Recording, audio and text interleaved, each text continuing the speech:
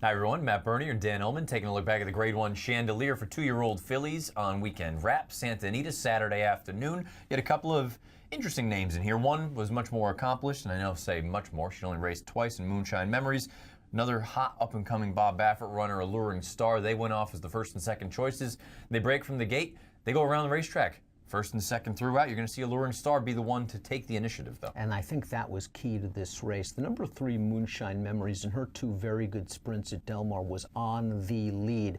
And you see the jock right here sort of break, drift to the outside. We want to rate. We want to target. We want to learn if our filly can sit off another horse and handle this elongated distance. And I think experience really counts. She had 2 races coming into this race. Alluring Star only 1. This is a very legitimate pace being set by Alluring Star, who clears off to the front. 23 flat for the opening quarter, half mile and 46 and 3. Meanwhile, Moonshine Memories and Flavian Pratt, they're sitting chilly, sitting pretty right now. This is the ideal stalking trip. It's an ideal stalking trip, but remember, she has to now at some point go after the favorite, a quality speed horse on the lead, hook that horse, and then hope that the closers don't come get her late. A really solid professional performance. Moonshine Memories is certainly not as brilliant as the colt we've talked about on Weekend Wrap, Bolt d'Oro, but she is real solid and tough. She seems to do everything right, and I like the way she handles Alluring Star. She starts looming right here going into the far turn. Meanwhile, just in behind you have Petey Bianchi, who's a nice runner for Doug O'Neill. She tries, she runs her heart out. She's just not quite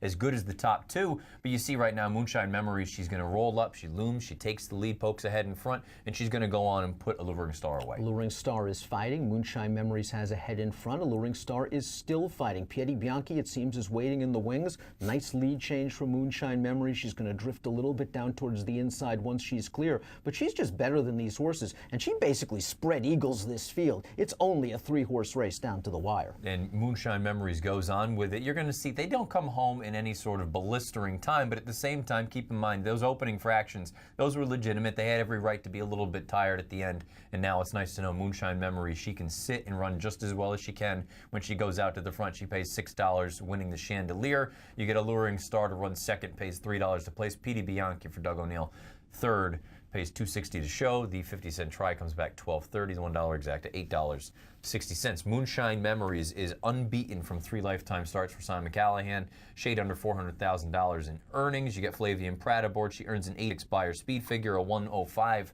Timeform US rating, and you have to look at her, if not the favorite, she is one of the favorites for the Breeders' Cup Juvenile Fillies. She's the favorite right now. This division could change drastically this coming week, where of course you've got the Frizette, I believe, on Sunday at Belmont Park, and the Grade 1 Alcibiades at Keeneland on Saturday. But as of right now, Moonshine Memories has got a lot going for her. A win at the distance, a little home court advantage with wins at Del Mar. Moonshine Memories has been handled aggressively by Simon Callahan. He believes she's Hickory. He believes she's tough.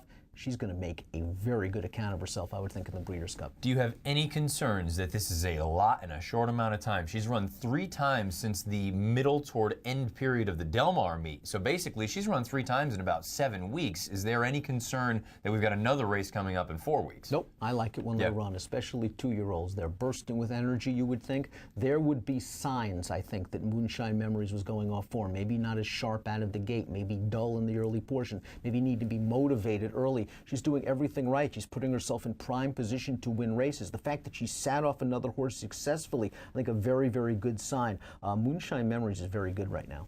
As far as Alluring Star, she was out there, and I suppose you can look at it one of 2 ways. You can look at it from a positive and say, you know what, first time 2 turns, first time against winners, set a legitimate pace and got run down by a good one. Don't want to hold that against her. You can look at it the other way and say, you had 2 or 3 lengths on a horse down the backside, and you're out there by yourself. Were you pleased with this effort, or were you a little bit disappointed? It was a step in the right direction. I'm not sure if a mile and a 16th at this point is what she wants, and I think that Moonshine Memories proved on the square that as of this point in time, she's a better horse. But we do have to remember that Alluring Star was stretching out considerably in distance and only start number 2. She probably will benefit from this race. I'm not sure it's enough to make up 3 lengths on Moonshine Memories come Breeders' Cup time. Petey Bianchi, she tries. She goes out there. She's got some heart. She wants to go on there and have a fight. The problem is I don't think she's quite as talented as certainly as the winner and maybe even arguably the runner-up. I don't know that that precludes her from running well in a race like the Breeders' Cup Juvenile Fillies, but I wonder going forward, what is her ceiling? The parallels continue with Landover Sea, and we've talked about it several times. That, of course, was another Doug O'Neill trained runner. That one, of course, for Paul Redham. And Landover Sea had the misfortune as a 2-year-old and as a 3-year-old early to run into the mighty Songbird. And while Moonshine Memories is no Songbird, right now Pieri Bianchi is not at the level of a Moonshine Memories. But she does seem to be improving, I think, with each and every start. There should be pace in the Breeders' Cup Juvenile Fillies.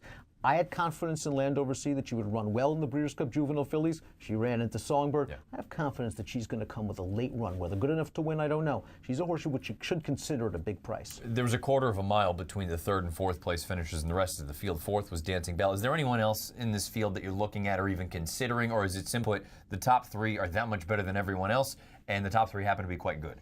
Maybe just a smidge when they cut her all the way back in distance. I think she's a sprinter. They tried 2 turns with her here. She was wide, but she was no match. She is now disappointed in her last 2 races. I know that you're a Dancing Bell fan. I know that you were waiting for her to stretch out around 2 turns. She finished 4th. She was beaten about 11 or 12 lengths.